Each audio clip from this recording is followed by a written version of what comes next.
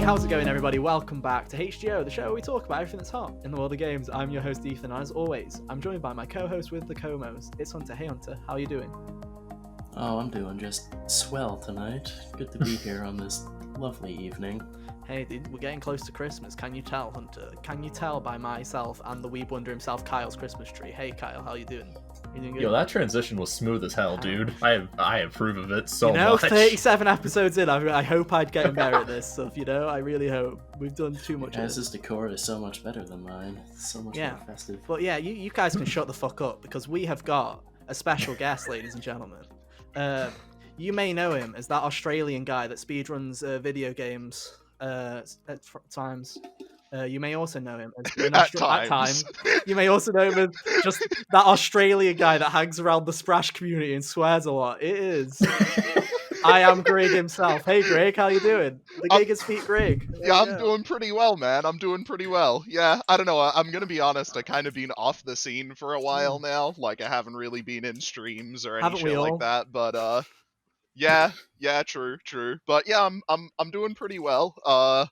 You know, lockdown and COVID and all that stuff kind of fucked with me a bit, but you know, I'm bouncing back and trying to branch out into the community again to see what's happened. Hell yeah, man. Hell yeah. What's happened? Yeah, good shit. That works. English good. Hell yeah. It's not the worst offense that we've had on this podcast, don't you worry. And just for those video listeners, no. Well, yeah, I mean, you know, the majority of your community here is like British people, right? No, we're like a 60% American. The British is only like 20%. Oh, Jesus. Yeah, it's pretty. Okay. Yeah, they're all Yankee doodles who get really annoyed when I say the word cunt. Sorry, guys, I did it again. I forgive you. Thank you, Hunter. I don't even notice it anymore, truthfully. Hey, I'm getting everyone. I'm gonna normalize it, dude, because Australians and British people use it so much, dude, that you just need to get used to it. To be honest, by saying cunt, you're appropriating Australian culture, and I'd appreciate it if you stopped. How dare you, dude? How dare you? How dare you assume that I appropriate Australian culture? But no, that isn't Ainsley Harriott, by the way. That is just on the video podcast. It is Grig. He just decided to put a picture of Ainsley Harriott on his little portrait, so there you go. Yeah, I don't have a webcam set up properly for this. Like, I have a webcam, but I don't have a good setup. I don't have space at the moment, so... Hey, it's all good. It's all good. The audio listeners will finally be like, finally, I'm not missing out on something for once, because we seem to do all these visual gags, and everyone on podcast services hates when we do it, so we do it more every week. But yeah, if you didn't know... Yeah, I mean, I guess the real thing is that, you know, my comedy is just so far above you guys that I don't need visuals. There you go, then. There you go. That's all about it. Now, before we get into the main topic, this is Hot Gamers Only, where each and every week we come together to talk about everything that's hot in the world of games. You can find us on podcast services everywhere, including iTunes, Google Play, Spotify. We're on Amazon now. Hooray! You can shut up about that and criticize me about that one. Thank you for whoever did notify me that we were. It was just Jacob. Thank you. Hey, Jacob. There you go. You can listen to us now. You're welcome. We're also on YouTube every week at 5 p.m. UK time, 12 p.m. Eastern at bit.ly/thegiggers. That's bit.ly/thegiggers. Go ahead and hit us with a subscription. We are currently sitting at 69 subscribers. So that's a big nice moment. Very right there. Nice. Yeah. We have a couple of incentives going on right now. If you head on over to the YouTube channel and give a subscription, at 75 subs, I will do a Drunk Crash 4 All Clear Gems run, which we said that I'll do, and I'm already regretting it because we are getting closer to it now. So, hey, any subscriptions to the Gigas channel will be greatly appreciated to help us towards that. At 100, if we get there quick enough, Kyle may do a Mario 64 120 star playthrough because he hates Mario 64. So there you go. You have a month to go. Yeah, so go, make your ults, spam the subscribe button, get us there. Why not? It's just a number. It's just a number. It'll get us a URL. Yeah, exactly. So go and hit us with a subscription, bit.ly/thegiggers. I don't think I've got anything else to say. I think we're good to go. Other than if you want to see. Damn, nothing else to say. Well, good podcast, guys. I'll see you next week. I mean in the spiel, dude. Other than, hey, if you want to keep up to date with the podcast, follow us on Twitter at Hot Gamers Only. We have a Twitter account that some of you guys don't know about, so go and follow that if you just want notifications on the podcast. But yeah, other than that, let's get into the main topic. Hunter, you are the person that creates these topics because I forget that we do a podcast every week. So what is the topic this week? Okay, so the year's winding down. 2020 has been solid in the regard of video games, at the very least. So I figured it'd be cool to check out or look back on some of the other great years in video games and just pick our favorite ones, essentially.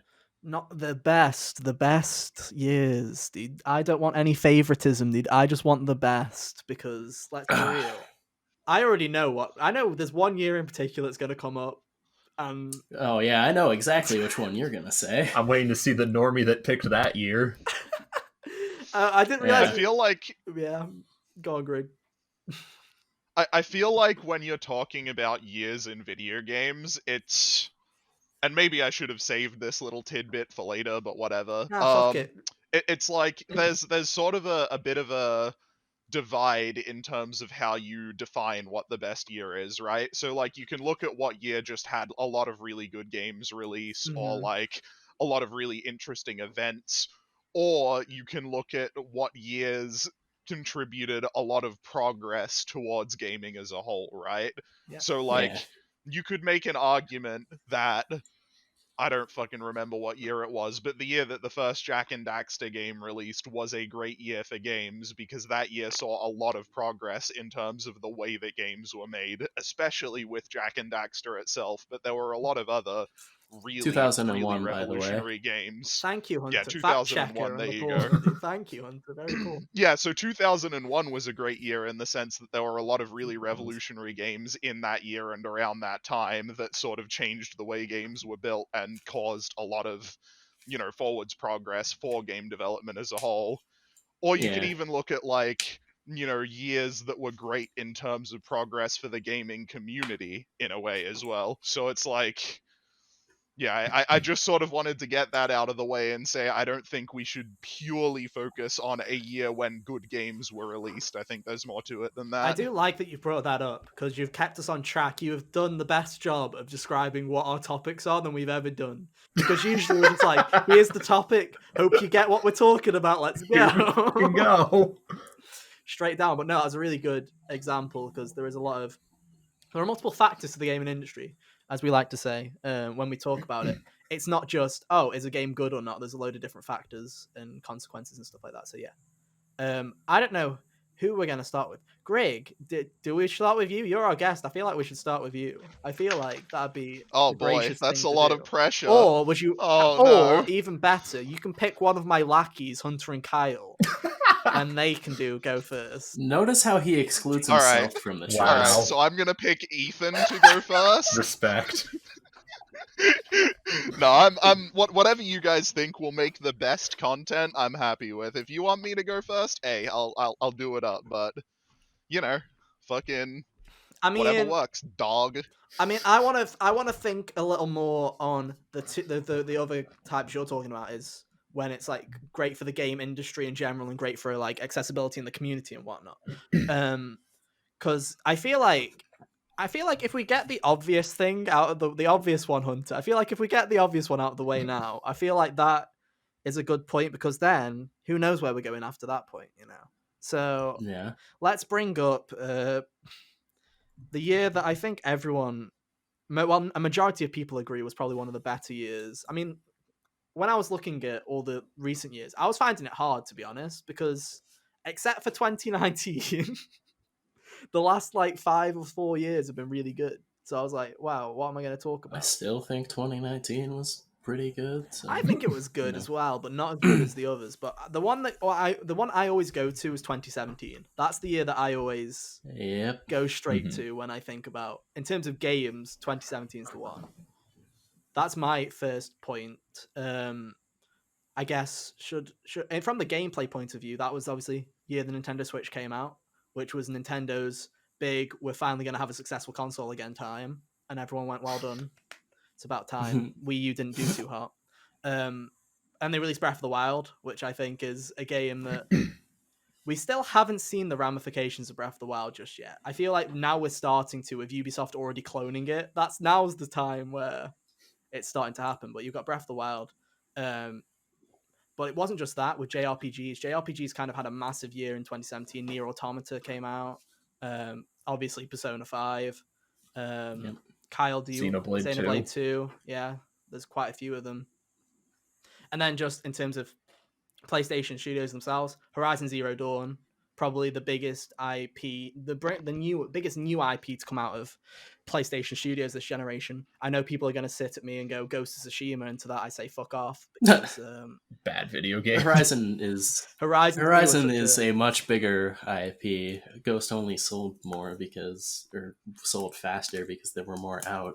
True, but no, it's also like Horizon is a fantastic game, and not enough people have played it, and so on. Like I stand by that, but Ghost of Tsushima had like the advantage of being a Souls-like, when being a Souls-like was like the hot new thing, and right? an easy Souls-like, so anyone could get into it in a way. I wouldn't exactly describe it as a Exactly. Souls-like, So but not in the way of bosses. Exactly. Combat, yes. Bosses, no. There's no bosses like as Souls-like, but they very much, you can't say that there's no similarity. There's a very heavy similarity between the combat systems of both games. Exactly. It has that like sort of Souls action RPG feel to it, which I think is like the key point. Is like it was an easy game with that sort of vibe to it at a time when those games were like really popular, and that's why a lot of liked people Star Wars wanted last to be year able too. to...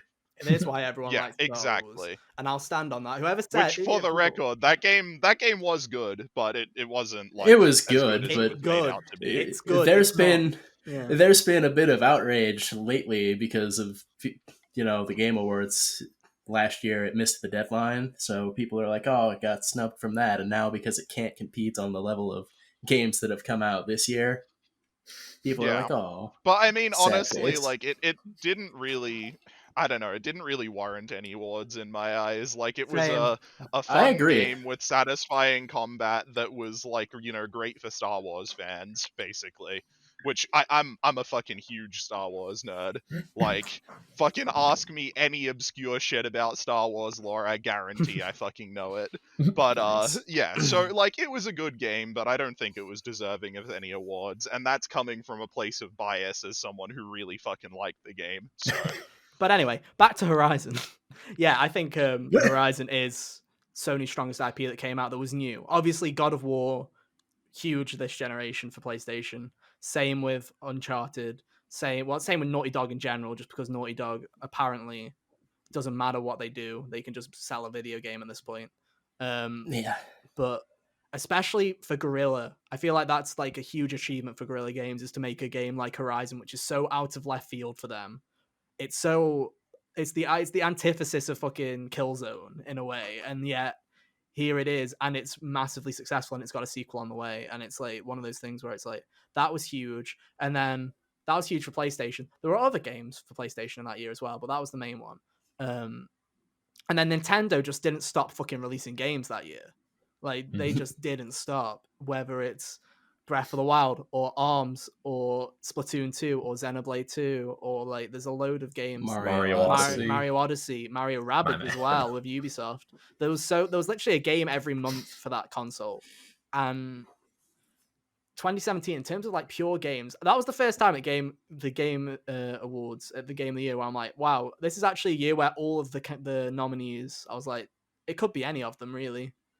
Whether it's, obviously it was going to be Breath of the Wild, but it could have been any of them. Whether it, because there's no way Nier Automata was going to win against.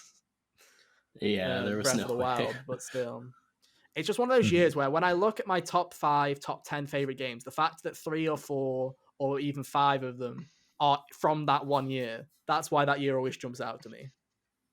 Yeah, at least in recent memory. Right. Anyway, so I don't know. Have you got anything to add, Hunter, or have I said enough on 2017? 2017. You hit most of the big games that I really enjoyed. Pyre also came out that year, and that was nice. There you go then. But yeah, aside from that, I've got nothing else to add really. It was a great year, and yeah, it was. I'm gonna throw it over to you then, Hunter. Go on then. You pick another year for your reasons. Let's do all in terms of games and stuff like that. Let's get that out of the way first, then we'll move on to All right. Well, I can hit this from several angles because my year is 2001. Okay. Nice. For my own. Well, there we go. Yeah. For my own. That I brought up earlier. Yeah. Yeah. For my own personal reasons, Devil May Cry came out that year. Metal Gear Solid 2 Gotcha. came out that year. Silent Hill 2 came out that year. Yeah, so a bunch of my favorite games just ever happened to be released that year. Not to mention other games like Grand Theft Auto 3, big landmark for video games as far as the whole sandbox thing. That came out in 2001. Jack and Daxter, as mentioned previously. Max Payne was, from the bit of that I've played, actually seems to be where a lot of third-person shooty type mechanics came from, as far as like the bullet time, covering, etc. And that came out then. Can't forget the greatest game ever made, T-Walk. Salute to Oh T-Walk. yeah, that also came out in 2001. It was a year of quality, dude. It was a year of quality. Yeah. Other cool forays like Melee, Final Fantasy X, Conker's Bad Fur Day. That was 2001? That was 2001? Yeah. Wow. I know, right? I thought the N64 was dead at that point. Yeah, I thought the N64 died after 2000, but, I was apparently mistaken. Not. Yeah. Eco, yeah, I think that was the last of, like, the big games that I was thinking of. That's a lot of games. That is a lot, and so many of them are really good, and a lot of them are aligned with my own personal tastes and how I've just come to enjoy video games over the course of my life. So yeah, 2001 is perhaps my favorite year in video games, even over 2017. Yeah. The thing is, here's the thing, it's like all those games that you mentioned, like all but like two of them, I haven't even played. So it's like one of those things where it's like 2001 to me is one of those interesting ones where it's like, oh, I'm sure to you there's there's a huge attachment, but then it's funny from my perspective, of someone that didn't really touch the PS2 era that much. I did have a PS2, but a load of my PS2 time was spent on was spent on Ratchet and Clank, Sly Cooper, whatever Crash game Abominations came out that time, whatever the Spyro Abominations that came out, and a load of random third party tat games that were really shit. Like that was what my experience was. So all those games I never even touched and still haven't. So yeah, I can't really add which is understandable. If you missed the boat, I understand why you'd maybe not have quite an appreciation for it, but even then, from a historical standpoint there, like I mentioned earlier with Grand Theft Auto 3, Devil May Cry revolutionized the hack and slash genre and continues to be the best at what it is. Mm-hmm. How dare you? Bayonetta 3 will come out one day.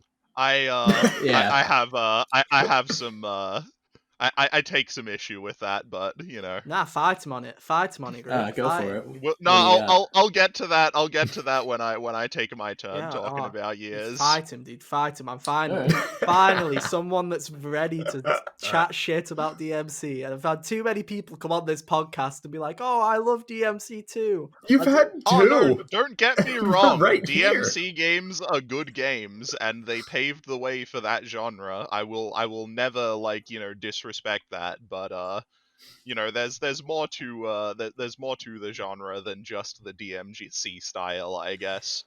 Well, yeah. I don't know. Are you done talking, Hunter? Because if you are, then I guess I can just segue into what I wanted to talk about. Go ahead. Go for it. Okay, so it was really difficult for me to pick a single year as my favorite, and I'm still not entirely sure I can. But there are 3 back-to-back years where I think a lot happened for gaming in general, and my 2 all-time favorite games released, and that is the years between 2004 and 2006. So, to just piggyback immediately off the DMC topic. So, Ninja Gaiden, the original Ninja Gaiden Xbox game, which eventually had its remake Ninja Gaiden Black made the year after, was released in 2004. And for those who don't know, I actually speedrun Ninja Gaiden Black. I fucking love that game. It is my favorite game of all time. And I would never try to make the claim that it challenges DMC as a game that led the way for the genre or anything like that. I personally believe it to be a superior game to any of the DMC games. Now, the thing that is interesting to note here is how the games differ. So in Devil May Cry games, you've got a system that is heavily focused on like combos and doing shit that looks cool. Yep. Like to simplify Yep. it, right? Like that is Big the agree. big vibe of DMC. That's the is name you, of the you do game, really yeah. big combos, you look cool, you get style points. Ninja Gaiden Ninja Gaiden took a completely different approach, which was the aim of this game is to not get hit and not die. So it's very movement focused. You have to jump around and dodge around a lot. You have to take hits when you can get them, but it's more about dodging, avoiding, and you have some combos, but you can't really land those like fucking 50 hit strings or whatever. Like they just don't exist. And for me, that is a much more satisfying experience. I love a challenge in games. I'm fucking hooked on the challenge. So like I guess in a sense, I would say that Ninja Gaiden kind of pioneered the style of like hack and slash to where it's more about staying alive. And in a way, it's almost a spiritual predecessor to the Souls games. Now, obviously, the combat is that's what wildly I was different. gonna say. Mm-hmm. Yeah, obviously the combat is wildly different. Like Ninja Gaiden's very fast-paced, very, actiony, whereas the Souls games are a lot slower. But there is sort of a bit of a connection there. So, that's 2004. Then in 2005, we see the Ninja Gaiden Black remake, which is the best version of that game. And then in 2006, Persona 3 released, which is my second favorite game of all time and a fantastic RPG. And also, like, it was the first, like, JRPG outside of the really big titles like Final Fantasy and so on to really hit, like, mainstream popularity at all. So there's a big debate among, SMT and Persona fans about, like, oh, the Shin You Megami say debate, Tensei I say series, like, war. yeah, like a lot of people, the Shin Megami Tensei games like Nocturne and so on are way better than Persona. These Persona trash, blah blah blah. And like, let's just ignore that argument for a second and take a look at like the more objective side of things, which is that Persona 3 and the Persona games brought a lot more people into the SMT sort of fandom, which then allowed for more games from both series to be released. Mm-hmm. So I think no matter what side of that war you are on, you have to acknowledge Persona 3 especially, but really 4 and 5 as well, for what they are, which is, a gateway into that sort of like really good JRPG sort of anthem, I guess you could say. I find it weird, yeah, like we've had this discussion many times before, but why people in that fan base consider Persona getting big and being popular now is a bad thing is always like kind of shocked me. Yeah. It's like it's good for both franchises that Persona's kind of become its own thing. Because now SMT can focus on being SMT, and the people that like Persona are probably going to go and try out SMT as well. So that fan base will probably grow as well. So it's a win-win for everybody. It's one of those weird. So now that we've got like my favorite games out of the way, let's talk about what else happened in those years, because they were big years for gaming as a whole as well. So in 2004, we saw the release of World of Warcraft, which, whether you are into MMOs or not, you have to acknowledge that was like a huge step for gaming. That brought like, MMOs into the spotlight. So all of your Final Fantasy 14, like Destiny 2, fucking all of those big MMOs, 2004 is where it fucking started. Obviously there were MMOs before WoW, but it was the first like huge one, right?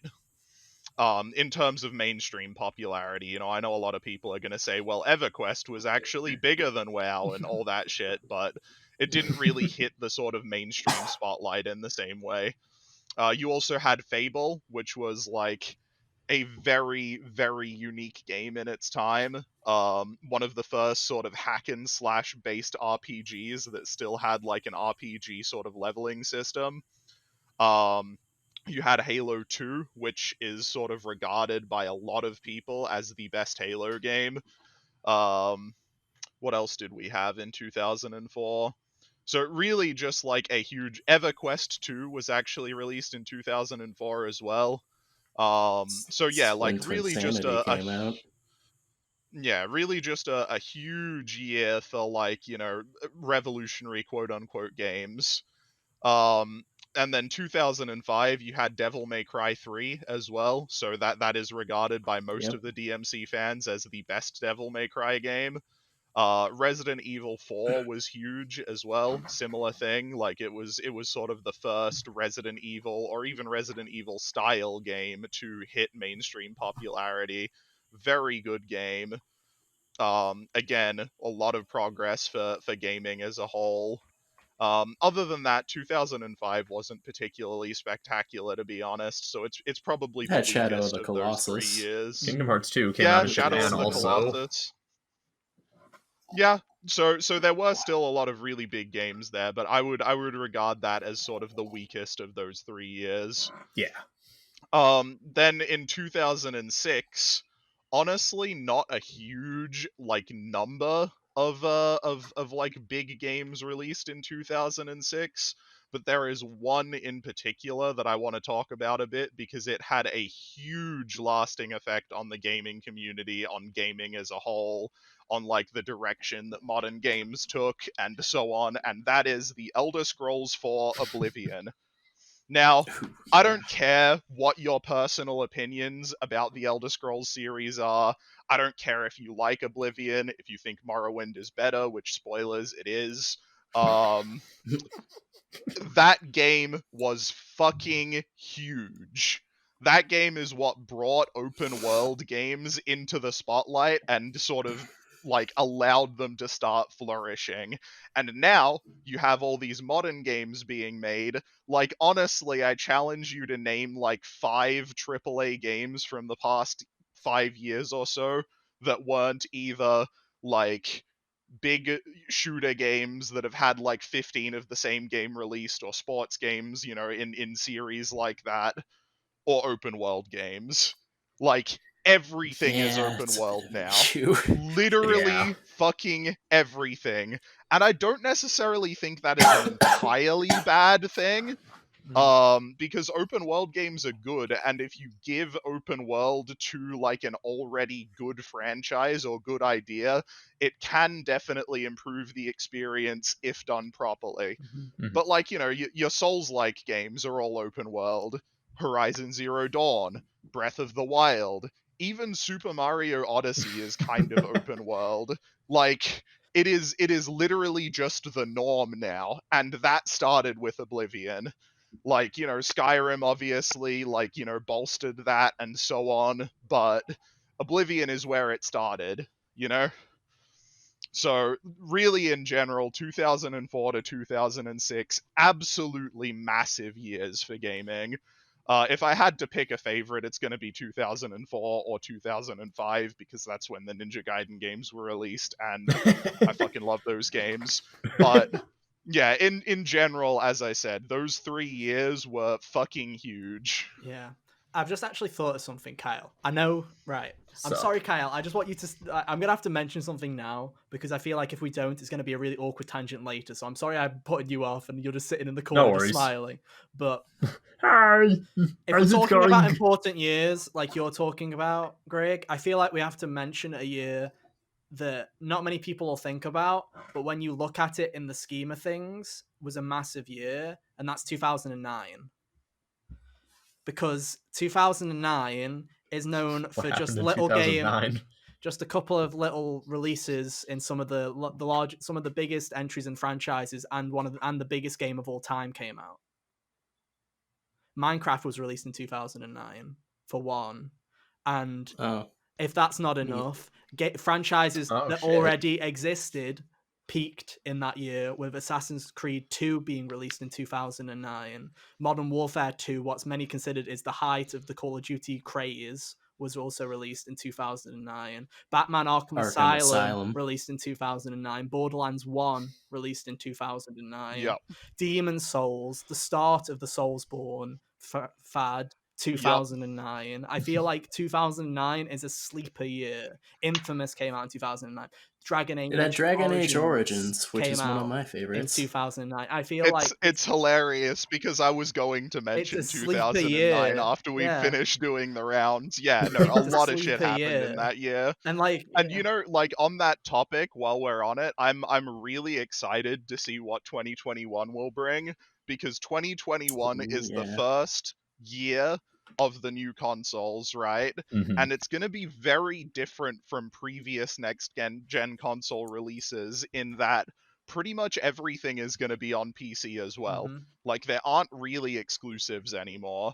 And the consoles are basically just mass-produced computers. Like, it's going to be really interesting to see what kind of things the you know, Sony and Microsoft do to try to, you know, stay in the game as console creators, when, you know, honestly at this point there's like really very little point in getting a console if you have a good gaming PC. Obviously there's like the price thing, like a console's a lot cheaper than building a good gaming rig, but as I said, it'll be really interesting to see where things price, go. and then two, for Nintendo and for Sony's sake, a vast majority of their library still will, especially Nintendo, will remain only on their consoles. I think Sony is dabbling. Nintendo is going to outlast Sony and Microsoft in the console game. Like, that is just, it goes Microsoft without has saying. given up. Sony has some exclusives, but like, you know, Horizon Zero Dawn was supposed to be an exclusive and it ended up on PC. So even the very limited number of exclusives Sony still has, I expect they will probably come to PC eventually. And I think like most of the gaming community has sort of wised up to that as well. So as I said, it'll be interesting to see where it all goes from here. Horizon's that interesting case study where there's two camps. One camp thinks that that's Sony testing the waters for all of their exclusives coming to PC. The second is the belief that I'm at is Kojima made Death Stranding on the Horizon engine. That engine was then ported to PC by Kojima because he was not, obviously, Death Stranding is not an exclusive game.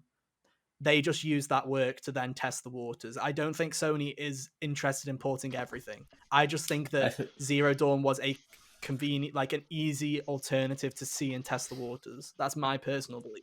I mean, it could go either way, definitely, but I think another thing that both Sony and Microsoft are sort of starting to wise up to is the fact that, you know, that they are a dying breed. Are they? Like, their sort of PC-like consoles aren't going to last forever. When the PlayStation like, they're not 4 at the sold moment. over 100 million units, is it a dying breed? The PlayStation 5 can't keep stock either, so it's yeah. Look, the interest and is still people here. are buying their consoles. The interest is still there, but more and more people are starting to move over to PC, are starting to buy their games on PC. So I think they are sort of playing the long game in like sort of trying to transition to a state to where, like, I don't know. Obviously, I'm not in the heads of the CEOs I'm or personally anything, of the belief but that consoles, quote unquote, boxes that go under your TV will never die.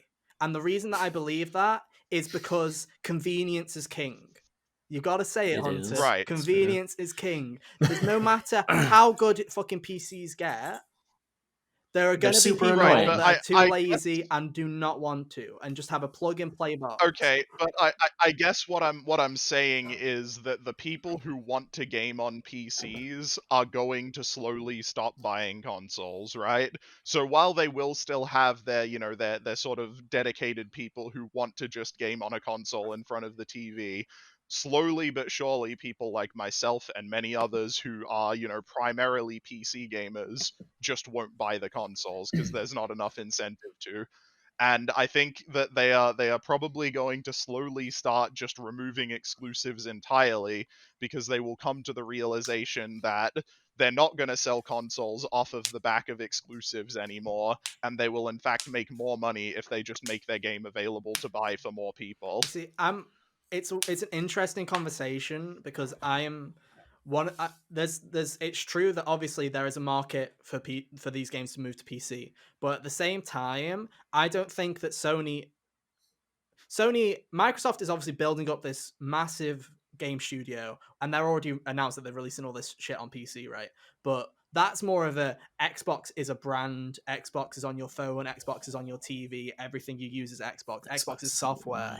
Yeah, Xbox is software. I think the proof of people won't buy people will still continue buying consoles for exclusives is Nintendo. That's like I use my Nintendo Switch for only Nintendo games. I don't play anything else on that fucker. Yet I've bought 2 of them. Like, it's one of those things where... Right, but I mean, that's true, but that, you know, Nintendo is sort of a separate entity from Sony and Microsoft. I think it's separate from Microsoft. I think Sony, especially this generation, if there's one thing Sony has nailed this generation, it's first-party exclusives. Yeah, I don't know. We'll see how it all plays out, but like Sony are kind of sitting in the middle somewhere. Like you've got Microsoft and Xbox who are like trying to, you know, make everything available on PC, do the whole brand thing you were talking about. You've got Nintendo, which is like the exclusives console, but you know, Nintendo is a different thing again in that they have, you know, it's more of a like a family friendly type thing. Like there's a whole lot to Nintendo's marketing that makes it a completely different thing. And then you have Sony who are sort of sitting somewhere in the middle and haven't made up their mind yet.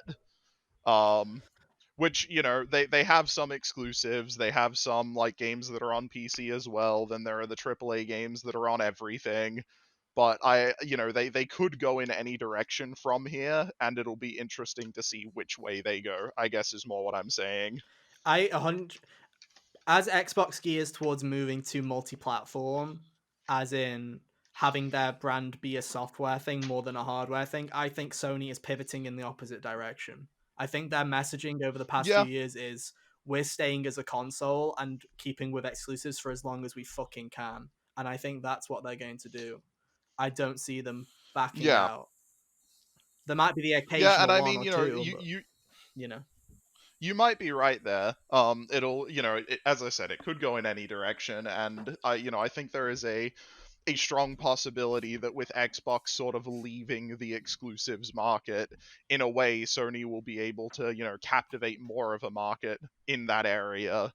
But at the same time, you know, again, with Sony and Nintendo and Microsoft's technology becoming closer and closer and closer to just being a computer, I think there's only so long that will last. And obviously, you know, as we've sort of discussed, consoles are never going to die, but you know, obviously every big company is interested in making money, right? Like that's just fucking capitalism, hooray. Yeah. But Woo. it's, you know, there is going to come a point eventually where even for Sony, they will make more money if they just make all their shit available on PC as well, because the people who are buying PlayStations aren't motivated by exclusives. They're motivated by, I want a console to put in front of my TV and play video games. Do you know what I mean? I get it. I do. But at the same time, from talking to a lot of the plebs, myself including, going and talking to them about consoles, exclusives is still a massive talk. Right. I feel like for everyone in the industry, everyone's come to the realization of no matter what console you buy, you're going to have fucking exclusive titles at this point. Like, even if you're buying an Xbox, it's only available on Xbox and PC. It's one of those things where everyone knows what they're getting, but to people, the promise of Horizon Forbidden West, of the God of War sequel, of Ratchet and Clank, And is still there's something to buy a always console gonna for. be exclusives in the sense of like games that are on Xbox or PC and games that are on PlayStation or PC. Like I highly doubt that we will ever reach a point where every game is on both Xbox and PlayStation, but I can definitely see us reaching a point where every game is on PC. I think that's not too far off. And when I say not too far off, I mean maybe like, you know, PS6, PS7 gen, but I believe it will happen eventually. We'll have to see. Kyle, we've left you quiet in the corner for long enough. Tell us what your year is and why What's is your it year, 2002? Is that the guess? Is that right? Is it right? Ethan, I don't even know what happened in 2002. Kingdom Hearts, that was my guess. That was genuinely just my guess. So let's go to a year that I definitely know what happened in. Yeah. 1994. Oh fucking! Oh, Oh, boy. fucking A year I was hell. very much not alive for. Yo, same. Big pog. So there are times I really love being the retro gamer of the How Gigas, dare and this is you. one of those times. I play retro games. No, I you played the don't. PlayStation 3. No, you didn't. I did. So, anyways, 1994. That was the year of the SNES, the Genesis, and also a lot of arcade cabinets. So on the SNES that released that year, you had Final Fantasy VI, you had Earthbound, you had Donkey Kong Country, Super Metroid, and Mega Man X. All 5 of those games are very well known, very well loved, and they're all 5 of them are also available on the SNES Classic. So if that's not a testament to their staying power and how important they were to the SNES's library, then I don't really know what is. Also released that year, you had Doom 2. Yep. I don't know anything about Doom, but Doom 1 was pretty well liked. It's a little indie thing, you know. I think it's still good. Yeah. Yeah. Or, sorry, I don't know Doom in 1994. Let me put it to you that way. True. So then also released that year, you had Sonic 3 and the Sonic and Knuckles expansion cartridge. You were able to link those 2 games together and basically get what should have been the full game to begin with. And then also, you had 3 fighting game series really start to take off. You had Street Fighter 2 Turbo come out that year. You had Tekken 1 get released. And then you also had the first King of Fighters game, or some of you may know that game Terry from Smash came from. Wow, he came from a game? Fuck. Huh. Yeah, dude. I thought that was older. Well, yeah. Well, it's not. Fatal Fury. It was basically right. the inspiration for Smash being a crossover of all of I don't remember who made the Neo Geo, but SNK? it's basically SNK. Thank you. It was basically just a crossover of all their games together, which ended up being the inspiration for Smash Bros. Yep. Cool. So yeah, pretty solid year overall, at least for the big releases. I don't know what the minor releases were that year. I didn't look too deep. I didn't want to get overload examples, but definitely a lot of cult classics. Final Fantasy VI being my personal favorite. I go back and replay that game every year. It's amazing. Earthbound, I'm not personally too big on it, but it does have a huge cult following behind it.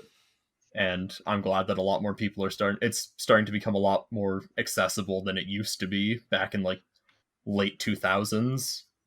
Earthbound also paved the way for a lot of like, I don't want to say indie RPGs. A lot of like, the quirky RPGs. Yeah, so like, Undertale is heavily inspired by Earthbound. I've never heard of it. Don't know. Yeah. Never heard of it. And then you had Super Metroid, which so basically defined the Metroidvania genre and how that would be going still forward. Holds up today. Honestly, yeah. Mm-hmm. Yeah. I just replayed it this year. It still holds up. It's amazing. Played it last year, and yeah, it's amazing. I'm about to get like crucified by the entire gaming community, but I don't really like Metroidvanias. No, you're fine. Yeah, you're fine. I hate them as well. It's great. It's fine. I just don't like side scrollers. I like 3D games or like isometric games or whatever. Side scrollers, just there are a few good ones, but not really my thing. 2D platformers I'm fine with, but 2D Metroidvanias, I can't get. They just bore me. When it's like, yeah, no, I dislike most 2D platformers. It's as like well. find every corner of the grid until you find that corner that you can go through because you found this random object about 3 hours ago that lets you through. I'm like, nah, I'm good. Because I feel like if I'm going to play a game like that, I would literally be playing it with, on this monitor, I'd have the game, and on this monitor, I'd have the guide that tells me exactly where to go, and that's defeating the point of a Metroidvania. So I'm like, I'm just gonna. Dude, that's fine. I used to guide when I beat Super Metroid the first time. Yeah, but to me, it just feels like it's dirty. It just feels cheating. I'm just like. See, I felt that way too, and then I got to Meridia, and I had no clue where to go. And I was perfectly content to use a guide. I had to look up a guide to figure out where to go in fucking Anor Londo in Dark Souls 1. Yeah. I just couldn't figure out where I was supposed to go. Like at the start of Anor Londo, where you're like, you're right near the start, and you have to walk up that like support beam to get to a fucking window. I couldn't see it. But yeah, so yeah, that's a good year, Kyle. 1994 is a pretty good year. Yeah. In terms of Not as good as 1995 for gaming though, because in 1995 I was born. So yeah, big hype, dude. See, You I ruined thought my about joke. taking night. You ruined my joke, dude. You ruined my joke because I was gonna say, yeah, but Kyle, what about 1997? And then someone was gonna say, That what had Final Final Fantasy Fantasy. 7, Crash 2? I was gonna go, no, I was born, and then that joke's gone, so I can write that one off. well, I Write beat that you one to off, it, yeah, bitch. Write it off. Grig, it's funny that you do bring up 1995 because I had originally thought of that, but like the only game I cared about that came out that year was Chrono Trigger, and I couldn't justify putting the whole year on there for one game, as much as I love Chrono Trigger. Yeah, but no, and I do want to say 1997 was a pretty good year as well for retro stuff. As if you like or hate Final Fantasy 7, you can't say that it's not. It didn't leave an impact. Yeah, you can't say it didn't leave an Yeah, impact. Final Fantasy 7 97 was also it had was the Symphony of Persona the 3 Night. of Final Fantasy. Like Yeah, it was dude. the game that brought Final Fantasy into the like mainstream attention. Persona started And at 3, Final Fantasy started at 7. Yeah, that's it's like it. 3 and 5 though. You know what I mean? Whereas Persona 3 carved the way for like 4 and 5 to go great. Final Fantasy 7 just peaked. You know what I mean? Like it was like that was it. Final Fantasy 7 was the shit. Yeah. So it's 3 and Persona 3 And and 5 it's in a one shame bundle. because there are better Final Fantasy games both before and after it. You mean but like 6, 8, and 9? I don't know about surrounding 7. 8. I don't know about 8. I 8 really is like Kyle played has a eight. soft spot but for like I haven't played 8, my but I my like 6 favorite and Final 9 Fantasy both more than games are 7. 4, 10, and 12. Ooh, I've that's only played interesting. 1, and it's called 7 Remake Part 1. Epic. I loved it We'll though. fix I that, do want to sir. say, we do love remake on this show. We do like remake. We It's do. very fun. In this house, In we this love house, remake. it's better than some of the other shit. But Square yeah, Enix I don't puts know, out. like Final Which do you- Fantasy 7 was like, you know, big and popular for like the same reason that some people for whatever fucking reason like Kingdom Hearts Days. It's like the game wasn't necessarily good, but it had an emotional scene with a character dying. Yep. And so Oh, I only watched the like, film. and, I you only know- watched the film, and I remember I was like, "Oh, why do people Dude, shit the on film this?" I'm is like, the- "Oh, the story's actually pretty good," and everyone's like, "No, the story's fine. It's the game that's shit." And then I went Yeah, and watched dude, the the film gameplay. is Yeah. the I'm best way like, to experience Days. Oh, yeah. yeah. So it's, you know, it's like, don't get me wrong, it was one of the first games to actually have like a negative emotional climax in an RPG setting. Like it was very, you know, what's the word?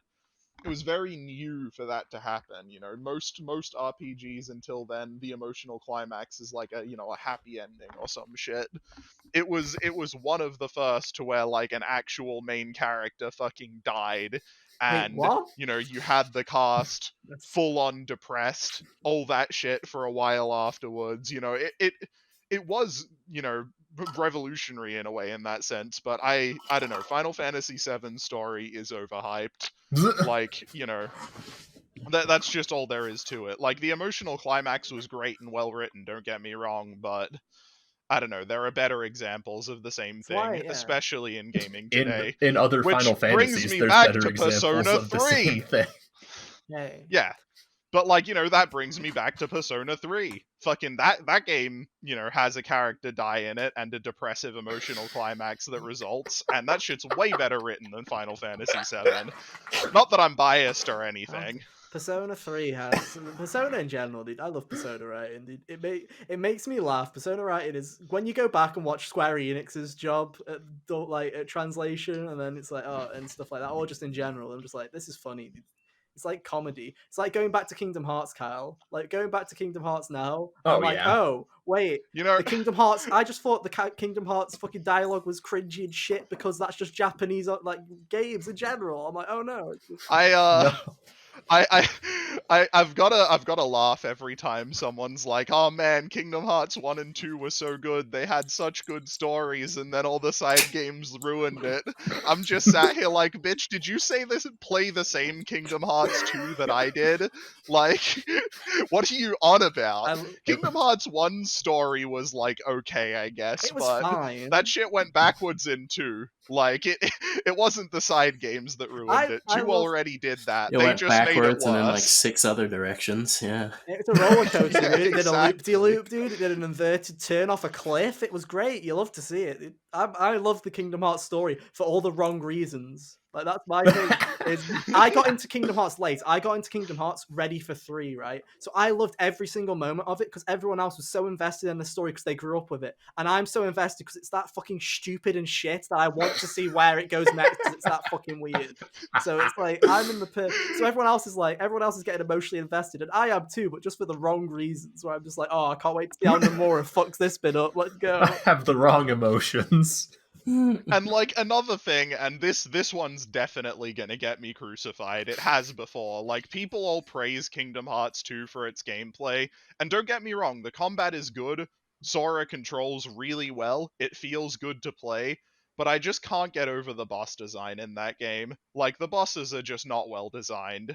I'm sorry. That's just facts. It's still Like, better than any Kingdom game, Hearts 3's designs, How but dare well, this you. is true. How But dare you, any game masterpiece. where like the way to fight a hard boss is to learn an exact fucking strategy and do the same shit every time, like, that isn't good boss design. It I'm depends what you're sorry. looking for in a game. If it's bad for general boss. If it's for like perfectionist boss design, then I can understand going for that route. Like like a super like mega boss, I can understand. But if that's every boss in a game, then yeah, you've got a problem because that's not really the Yeah, way to and do it. I mean, this is my bias coming in again. I like reaction-based action games, like games where you have to. So, like, and this is really unpopular in the Kingdom Oh Hearts god, he's community, gonna this mention opinion, Birth but by Sleep, isn't he? Oh no. I like the bosses in No, Birth by God, Sleep more than the bosses in Kingdom Hearts 2. Because no. even though there is a bunch of bullshit RNG to that game,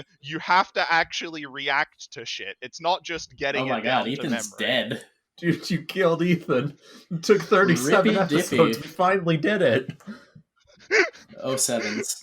Oh, 7. Rip and dip tortilla Oh chip. god, What, Oh, did you wait, shit. drop Who's out of gonna the end the Discord episode if or he's something? Oh dead? god, what happened? Oh, for a second I thought I heard someone say they liked Birth by Sleep. Fucking hell, dude, that was a real nightmare right there. I'm back. Okay, well, I mean, I'm just... it sucks that you had to go through that, man, but the real crux of the issue is that I like Birth by Sleep. No, I'm not doing it again. I'm not doing it again. Okay, wait, hang on. Before we move on from this topic, really quick, Grig, do you like all of Birth by Sleep or just like a particular story? I like Terra's story, and I like all of the super bosses. You are a masochist. Okay, moving on.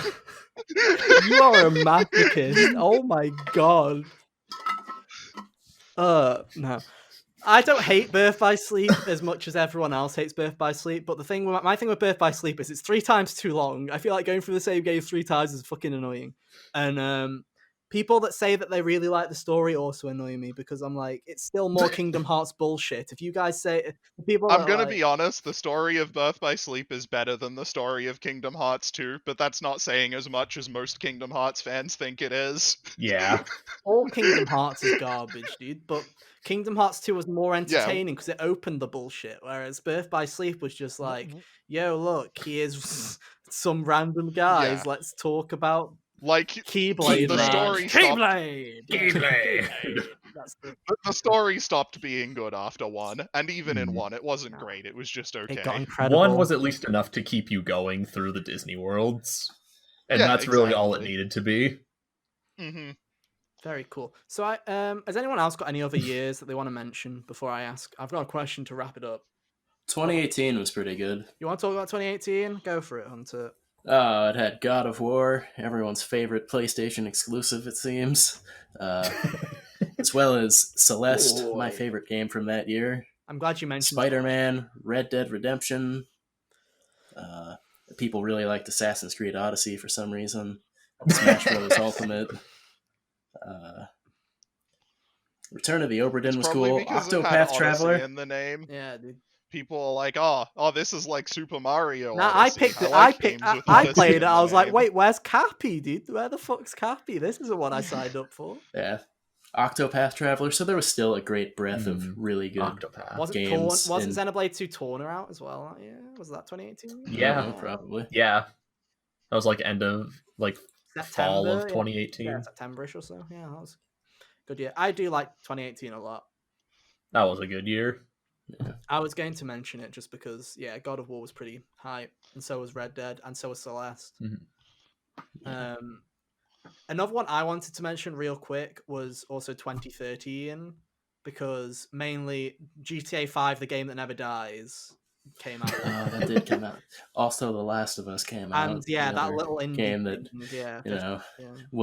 that one will be forever held up in the critical pedestal. Naughty Dog. Yeah, so yeah, The Last of Us and GTA 5, two of the biggest games of the recent memory, were 2013, and they still live on. Especially GTA. Let it die, Rockstar. Make another one. It's been out for long enough. It's been 7 years? You can make another one now. But they're like, no. Yeah, I'm gonna be honest. They're waiting for full body VR to make GTA 6. They're waiting until the well dries out. Oh, that could be fun. They're gonna make that game when you have full body VR, so that you can feel what it's like to fucking get shot in the chest when you fucking get pulled over by the cops, so that you can feel what it's like to get sucked off by a hooker and contract fucking herpes.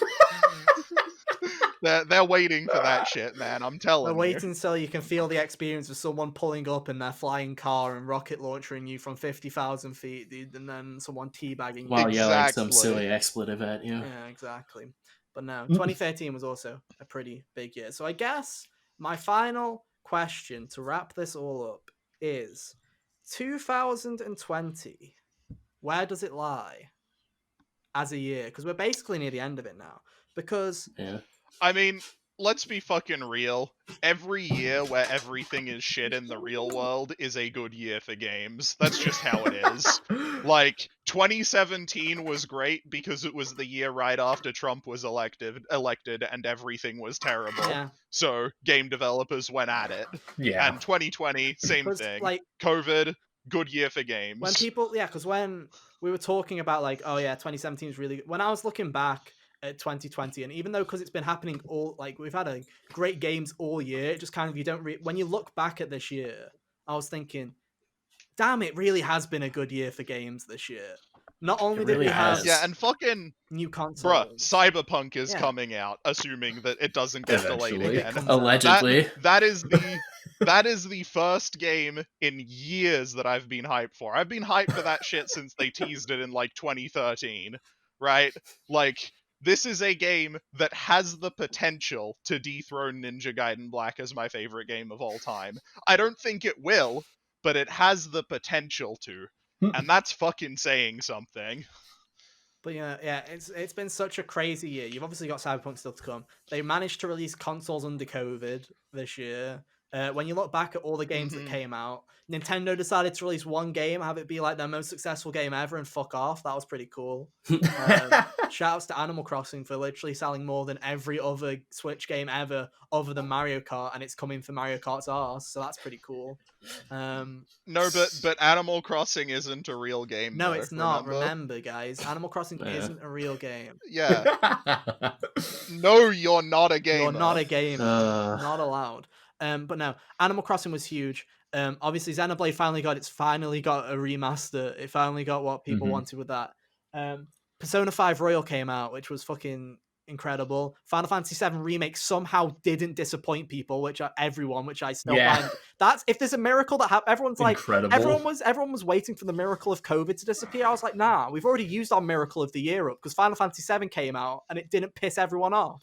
So I was like, wow, that's pissed off. And people liked it. Yeah. Yeah, but who cares about everything that starts with it, everything that comes with the JRPG pisses Donkey off, dude. So you just gotta go, fair enough. Moving on. No, I don't know. I've watched gameplay and stuff, and I'm kind of with Donkey. I haven't played the game, but it does feel like the story was made shitter than I it really was enjoyed in the it. remake. I really enjoyed it personally.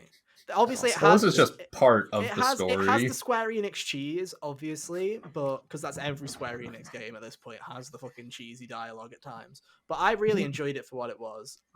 To be honest, it's honestly one of my favorites. Sony decided to come out quite huge with their exclusives this year. Obviously, Ghost did incredible for them. Which, even though it didn't click with me as much as it clicked with everyone else, I'm happy for Sucker Punch to have an actually successful game. That's quite nice for them. Last of Us Part 2, whether you love it or hated it, definitely made an impact this year. It sure did. Miles Morales came out. They managed to release a yeah. Spider-Man game for the launch of a console. That's pretty cool. Yep. Xbox Hades existed. came out. Hades existed. Xbox existed. Crash came out with a new good game for the first time in fucking, who knows, 20 years? That's pretty cool. Oh yeah, and fucking both Hades and Risk of Rain 2 like saw their final fucking like, you know, their 1.0 launches. Yeah. So big Hades fucking amazing. strides in the indie game community. Yeah, I'm just trying to think if I have forgotten anything, but no, Doom Eternal and Resident Evil 3 were pretty good. Like Pokemon Mystery Dungeon got a remake. Yeah, no, Hades and Risk of Rain 2 are like the best roguelikes, you know, to see release. They are the Spelunky standouts too. at the I forgot moment. about Spelunky. Yeah. Oh, you mean Spelunky 1? Yeah, Spelunky but with 1 a 2 on the with end? a 2 on the end. Yeah, exactly. Also, Ethan, we're forgetting about the best game that came out this year. Bug Snacks, dude. Fuck yeah. No, Fuck better. Yeah. Fuck what? Did you even play it yet? A little indie darling called 51 Clubhouse Games. Oh, fuck that. Our game's shit. Dude, actually, yeah, nice. there's something that we haven't mentioned. What? Hold on, I've got to... Back to Bug Whoa, Snacks. whoa, Yeah, hold on. greatest game of Hold on. all time, dude. Greatest game of all time. Yet to be seen the likes of again until Young Horses releases. I can't believe we did a Bug whole Snacks segment 2. talking about how 2017 was one of the best years in gaming, and no one mentioned the release of Knack 2. Oh, fuck. Now it's even better. I wonder how it disappointed in slipped this my entire mind. fucking Now it's even better, collective. dude. Now it is. I don't know anything about Knack. It's the greatest game ever made. That's all you need to know. You're dead to me. That's fair. You own a PS4 car, rectify your mistakes. Nah, I'm good. Maybe. I have a that's copy the of... right attitude. I have in my possession a copy of Crash Bash that someone has bitten, right? There is a tooth mark in the disc that still runs, that is Jesus. in a Knack 2 case from before Knack 2 was released. If that doesn't sum that up, dude, I don't know what it is. But yeah, That's, you know, that is like, you know, the fucking hidden gem of my gaming collection. Like, I'm gonna sell that shit for $1 million one day. hell yeah, dude, hell yeah. But no, 2020 on the whole was also a really good year. That I feel like looking back at it now, like I don't know what the fuck I would have done if it wasn't for like the games that came out this year. In terms of how shit this year's been in every other aspect, like games really did help me get through this awful year. So yeah. It's a pretty good year. We may not even have a podcast otherwise. Yeah, we probably because episode 1 was about Animal Crossing and Doom Horizon. Doom Horizon, dude. You mean Doom Horizon? Doom Horizon. Not Doom Horizon. Not correcting Animal it. Crossing, Doom Horizon, and yeah. Animal Crossing Eternal and Doom Horizon. Animal Crossing Eternal. Yep. Everyone's favorite games. Hell yeah, dude. Hell yeah. But no, been a good year. But no, I think that's all we have to say. Really. Has anyone else got anything else to add, or are we good? Using Shibuya in your game does not mean you're copying Persona 5. That's a non sequitur, but you know, I felt like I needed to say it. Yeah, true. Every time someone, honestly, every time. Please go play The World Ends With You. I want And to. Persona 5 fans, please go play another video game. I feel like Yeah, then you've got the two Persona fucking... fans on Twitter that keep saying shit like Persona that. 5 wasn't even the first SMT game to use Shibuya either. Like, Yeah. you got fucking Devil Summoner Raider Kuzunoa. That game used Shibuya. Like, fuck off. There's those two fucking Persona fans on Twitter, dude, that just ruin it for everyone else. Everyone else is just like, what's Persona? Never heard of it, because they don't want to associate with those two Speaking people. of, Yeah. if people like Persona games, they should play that game. Devil Summoner Raider Kuzunoa is a fucking great game. And so are Digital Devil Saga 1 and 2. Those are, like, probably the best SMT games in my eyes. But, you know. Yeah. Cool. And also SMT3 is getting a remaster, and SMT5 is coming out soon. And the way it you also have that to look sounds, forward the to. SMT5 is coming out before the remaster of 3, which is, if that isn't an Atlas That's move, really I've never weird. heard of something that's more of an Atlas move. We're remaking a game to get you in the mood for SMT5, but we're going to release SMT5 first. Think about it. That makes sense, right? I mean, the Nocturne remake's already out in Japan. Yeah, it's because it's the whatever they're calling it. It So makes is me laugh. Persona 5 Scramble, but that doesn't do anything for us. Yeah, but Persona 5 Scramble didn't already have an English translation. And it doesn't exist. There's no proof that Persona 5 Scramble exists. Anyway, we're rambling. I guess we should end the show. So that has been it, everybody. Hunter, where can people find you? YouTube.com/ReaperHunter23. Kyle, where can people find you? You can find me on Twitter at KDavisSRL or on Twitch at twitch.tv/KDavisSRL. And Grig, one, thank you for being on the show. It's been a fun time. Aye. It's been a pleasure to actually have the Giga's Feet Grig mean something again, instead of it being like a 1 3 years thing. Hell yeah. This is a joke from 2014. It's finally coming full circle. This is technically our Yup. is our second episode with a feat. Yoshilla is the first feat, and then this one will say Feet Grig in the title. So there you go. So, Yeah, but I mean, let's be real though. I was the first feat. yeah, true. True. Like I was the OG feat. Originally, back in the old days, when the fucking Skype group was called the Giga No. featuring Grig. Mm-hmm. But no. Too good. Too good. But Grig, where can people keep up with you if they want to hear more of your Australian ramblings? So I'm probably more active on Twitter than anywhere else these days, so you can follow me on twitter.com/IamGrig. I do also stream occasionally, so if you want to throw me a follow on there, it's twitch.tv/IamGrig. We'll leave all the links down below, so if you want to go check it out. Yeah, and I mean my Twitch channel has links to my Twitter and my Discord channel and shit, which I'm gonna be real, I'm not active in my stream Discord channel at all, but you know, you can join it if you want. So yeah. There you go. And with that, that's been our show. Thank you ever so much for listening and watching. We'll be Wait, Ethan, where can people find you? Oh, at Chaotic Ether on both Twitter and Twitch. You goober? Oh, you know, I do this for fun, not for fame. Oh my god. Lies.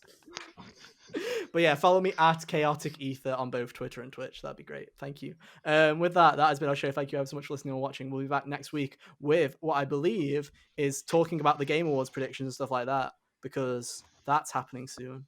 But it might be something different. We'll find out. We'll see what happens. But be sure to check it out next week. Same time, same place, 5 p.m. UK time, 12 p.m. Eastern on YouTube, bit.ly/thegigas, and on podcast services everywhere. Just search Hot Gamers Only. That's been our show. Thank you ever so much for hanging out with us for the past hour. And yeah, I'll see you next time, I guess. Till then, bye. See ya. Peace. Toodaloo.